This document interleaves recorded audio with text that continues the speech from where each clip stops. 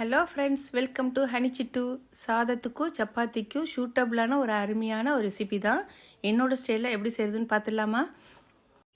இதுக்காக 3 முட்டை நல்லா வேக வச்சு 2 கட் பண்ணி அப்படியே எடுத்து வச்சுட்டேன். இருக்கட்டும். சுருள்பட்டை 1 இன்ச்சு, 2 கிராம்பு, 2 பச்சை மிளகாய், 4 காஞ்ச மிளகாய் வரமிளகாய், 2 காஷ்மீரி மிளகாய், அது காரம் கிடையாது, கலருக்காக, 5 பூண்டு பல், 1 துண்டு இஞ்சி. இது எல்லாத்தையும் அப்படியே நம்ம ஒரு மிக்ஸி ஜாரில் சேர்த்துருவோம். இதோட 2 கொத்து கருவேப்பிலை இலையை மட்டும் உருவி சேர்த்துக்கலாம். மீடியம் சைஸ் பெரிய வெங்காயம் 2, அதை பொடிசாக கட் பண்ணி அதையும் சேர்த்துக்கலாம். அதே போல் மீடியம் சைஸ் தக்காளி 2, அதையும் பொடிசாக கட் பண்ணி சேர்த்துக்கலாம். 1/2 டீஸ்பூன் சோம்பு, தேவையான அளவுக்கு உப்பு, இல்லை தண்ணியே சேர்க்க வேணாம். இதை அப்படியே மிக்ஸி ஜாரில் சேர்த்து நைஸாக அரைச்சி இது போல் எடுத்துடலாம். இப்போ ஸ்டவ்வை ஆன் பண்ணிவிட்டு ஒரு கடாய் எடுத்து வச்சுட்டு 2 டேபிள் ஸ்பூன் ஆயில் சேர்த்துக்கலாம், நல்லெண்ணெய். அதில் 1/2 டீஸ்பூன் சோம்பு பொரிஞ்சதுக்கப்புறம் நம்ம அரைச்சி வச்சுருக்கோம்ல, அந்த மசாலாவை எடுத்து சேர்த்துடலாம்.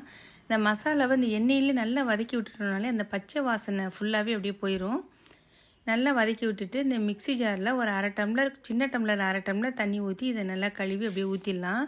அவ்வளோதான். நல்லா கலக்கி விட்டுட்டு ஸ்டவ்வை லோ ஃப்ளேமுக்கு மாற்றிட்டு இதை அப்படியே மூடி போட்டு மூடிடலாம். ஒரு 5 நிமிஷம் அப்படியே இருக்கட்டும். இந்த மசாலாவில் இருக்க எண்ணெயெல்லாம் தனியாக பிரிஞ்சு வந்துடும். 5 நிமிஷம் ஆயிடுச்சு. இப்போ பாருங்கள், அந்த மசாலா இருக்க எண்ணெயெல்லாம் எப்படி பிரிஞ்சு வந்துருச்சுன்னு. 1 டேபிள் ஸ்பூன் சிக்கன் மசாலா பொடி, இல்லைன்னா மட்டன் மசாலா பொடி, கரம் மசாலா பொடி எது வேணாலும் சேர்த்துக்கலாம். 1 டேபிள் ஸ்பூன் கசூரி மேத்தி. இது 2ஐயும் சேர்த்து இதை நல்லா மிக்ஸ் பண்ணிவிட்டு நம்ம ஏற்கனவே முட்டை கட் பண்ணி வச்சுருக்கோம்ல, அது எல்லாத்தையும் எடுத்து அப்படியே ஒன்றா சேர்த்துடலாம். இந்த முட்டையை சேர்த்ததுக்கப்புறம் மறுபடியும் இதை நம்ம லோ ஃப்ளேம்லேயே வச்சு மூடி வச்சிடலாம். இந்த மசாலா எல்லாத்தையும் அப்படியே மேலே பரத்தி விட்டுட்டு லோ ஃப்ளேம்லேயே வச்சு மூடி வச்சிடலாம். இதுக்கப்புறம் ஒரு 3 நிமிஷம் 4 நிமிஷம் அப்படியே இருக்கட்டும். மூடியை ஓப்பன் பண்ணி விட்டுட்டு எல்லாத்தையும் மறுபடியும் அப்படியே பிரட்டி விட்டுறலாம். அந்த மசாலா எல்லாமே அப்படியே அதில் சேர்ந்து இந்த முட்டையை சாப்பிட்றப்ப அவ்வளோ டேஸ்ட்டாக இருக்கும். கலர் மட்டும் ரிச்சாக இல்லை, டேஸ்ட்டுமே ரொம்ப ரிச்சாக தான் இருக்கும்.